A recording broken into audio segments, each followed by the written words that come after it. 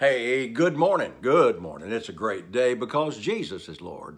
And as always, thank God the Word works, and it is working mightily in me. We're going to go over here today to the Gospel of Matthew. I'll read it right out of my Bible. I happen to like the King James Bible. The others are fine. I like this because I was raised on it, okay? So Jesus had been ministering all day long. And so he tells the disciples, we're going to go to the other side. Now, there's two stories like this. Jesus' word was to go to the other side. And he said, I'll send the multitude away while y'all go on to the other side. Well, you know how the story goes here. But the ship was now in the midst of the sea, tossed with waves, for the wind was contrary. Now, I'm just going to take my time for several days to teach this. Oftentimes you begin to obey the Word of God, then the circumstances, the wind, becomes contrary to your obedience, but that doesn't relieve you of the responsibility of obeying what Jesus said. So the wind was contrary. So in the fourth watch of the night, Jesus went unto them walking on the sea. Mighty miracle of God. And a lot of people, they don't like Peter. Boy, I love Peter because Peter's wild, man. He wants to do great exploits for God. Watch this. So he goes to them walking on the sea. And when the disciples saw him walking on the sea, they were troubled. Well, I fish a lot. Somebody come walking out and I'm in the middle of the lake out there fishing and they walking on the sea. I'm going to be troubled. What in the world is going on? They were troubled, saying, it's a spirit. And they cried out for fear. Scared the stew out of them. Now watch this. Then straightway Jesus spake unto them, saying, be of good cheer, it is I, be not afraid. Now I'm going to put my Bible down over here and just get on that along. So Jesus said, never fear. He tells us that, never be afraid. I am not afraid of what's going on in the country today because Jesus is my Lord and Psalm 91 is working for me. So Jesus said, be of good cheer. He always says, be of good cheer. Then he makes this powerful statement. He said, it is I. So be not afraid. So what did he say? First of all, don't be afraid, be good cheer. And then he said, it is I, because they were concerned about who this was. Now here's something that all the preachers that I've ever heard preach on this totally miss. And so I'm going to unravel a lot of this religious stuff that's been taught out of the 14th chapter here.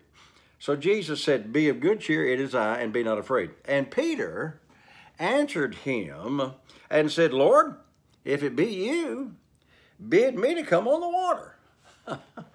Jesus just said, it's me. Then Peter said, Lord, if that's really you, bid me come on the water. So some people said, well, you know, the Lord should have never asked him to come out there. He didn't have no choice. Peter said, Lord, if that's you, bid me come on the water. It may not have been the will of God for Peter to get out on the water.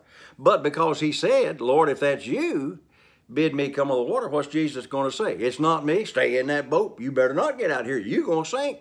No, no, no. See, Peter saw Jesus walking on the water, a supernatural thing, and Peter sitting there said, "Ooh, I want to do supernatural things too." I'm like that. I want to heal everybody that comes in contact with me. I had somebody send me an email from England the other day, and he was telling me about a little problem he had. Man, I got in there, I said, devil, you ain't got a right to do that to that guy. I mean, and by the way, his name was Peter also. I said, you don't have a right to do that. He's a believer. Now you leave him alone and get out of his life. So when Peter said, Lord, I want to do something supernatural. If it's you, bid me to come out of the water. Well, then Jesus had no choice. Now there's 12 people in that boat. And I use this term. There's one wet water walker, who was Peter, and there's 11 dry boat sitters. I don't want to be no dry boat sitter, man. I want to be out there doing everything I can for God. And hey, if I miss it, God's going to get me over it. Now, there's another part of this that I'll probably get into tomorrow, but it wasn't like he was on his third way down. I'll show you what got him there, but it says, as soon as he began to sink, he said, Lord, save me. And Jesus reached out his hand and saved him. As soon, it wasn't like on his third thing down. You see these pictures all the time. People post them, you know, and Peter's hand just barely sticking up out of the water. Jesus, no. He wasn't even good and ankle deep. So your faith failures is not nearly as bad as you think they are. So let's go back to this. Lord, if that really be you now, bid me to come unto thee on the water. Now, and Jesus said, watch, come. That's all he said, come. There's enough power in that one word, come, to walk on the water. Of course, they were having difficulties believing that they were supposed to go to the other side. Jesus said, come. And when Peter was coming, so Peter stepped out of the boat to walk on the Word. Not walk on the water, but to walk on the Word. When Jesus said, come, he got out and he began to walk on the water to go to Jesus. I don't have time to get into all this. And when he saw the winds boisterous, and he was afraid. Don't get your eyes off of the word come and start looking at the winds and the waves. Now, I live on a lake. I have a beautiful home here.